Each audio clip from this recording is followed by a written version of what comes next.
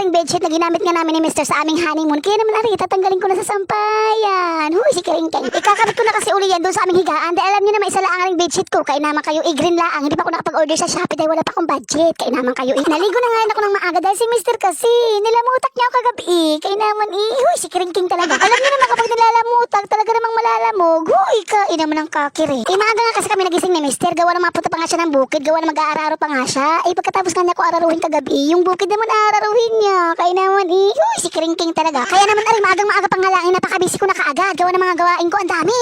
Alas 6 pang halang kanina, inapaikot nga ako ng mga labahan ko. Gawa na ang dami kong labahan, Kaya naman taga, pero okay lang dahil may washing naman ako. Oo. Mabuti nga ngayon, may washing na ako. Samantalang dati kapag naglalaba ako, inaabot ako ng hapon. Talaga naman nakakapagod. Ang dami nga nagtatanong sa akin ng mga chismosa diyan kung saan ba daw natutulog yung Junakis ko kapag halimbawa daw nauwi yung aking mister. Talaga naman sila, tinatanong pa pati yun. Kaya naman, Kaya naman, sige, sasabihin ko sa inyo ang pawang katotohanan lang kung saan ba talaga natutulog yung aking Junakis. Si Keringkeng talaga. Tuwing Sabado at Linggo nga ng gabi, ay doon nga natutulog yung aking Junakis sa bahay na aking mga binan para makapaglabing-labing naman kami ni mister. Kaya naman kayo, siyempre suportado nga din kami na aking mga binan pagdating nga sa mga bagay-bagay katulad ng mga Keringkengan namin ni mister. Para nga magkaapo na sila ulit, gayon. Talaga naman kakiri. Pero siyempre, di porket na uwi yung mister ko ng Sabado at Linggo ng gabi, gayon na galang ginagawa namin. Kaya naman kayo mga daya, kakapagod kaya araw-araw na lang ang bagay on. Baka naman pag halimbawa gayon lagi ang ginagawa namin ni mister, baka naman aring aking mahiwagang butas ng aking baka kasing laki ng drum. Makiri lang aring bunga nga ko ha, pero pagdating sa mga ganyang klase mga bagay-bagay, nakakapagod ha. Kayo mahilig kayo magtanong, samantalang ginagawa nyo rin naman mag-asawa yan. Kaya naman kayo kaya naman aring nagluto na nga lang ako, baka mamaya kung saan naman napapadpad yung mga sinasabi ko sa inyo. Alam niyo naman ako, si Daldal. Lahat na isinabi ko sa inyo, wala na ako itinago kahit isa man laang sa sarili ko. Kaya naman kayo, dahil gusto nga ni mister na ipagluto ko nga siya ng ampalaya bago lagyan ko nga doon ng alamang. Talaga naman tong lalaki ito Di na nagsawa sa alamang ko. Gustong-gusto niya talaga.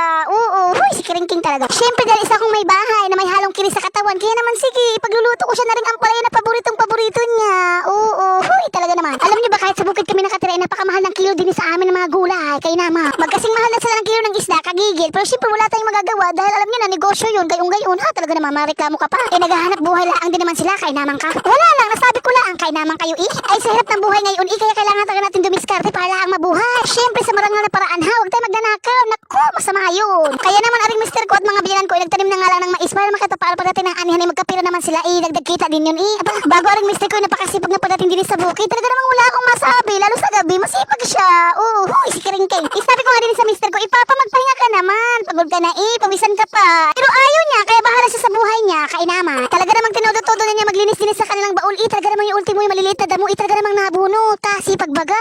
Masipag pa yan ngayon. Pero mamayang gabi masabi sa akin lang hilutin mo ako lang kasi nasakit yung tuhod ko. Pati kasukasuan ko lang nasakit lang hilutin mo lang. Masabi pa yun sa akin. Kagigil. Umuwi na nga rin ako pagkatapos ko maghati ng pagkain doon sa akin mister. Dahil marami pa nga akong gagawin din sa bahay namin. Kagigil.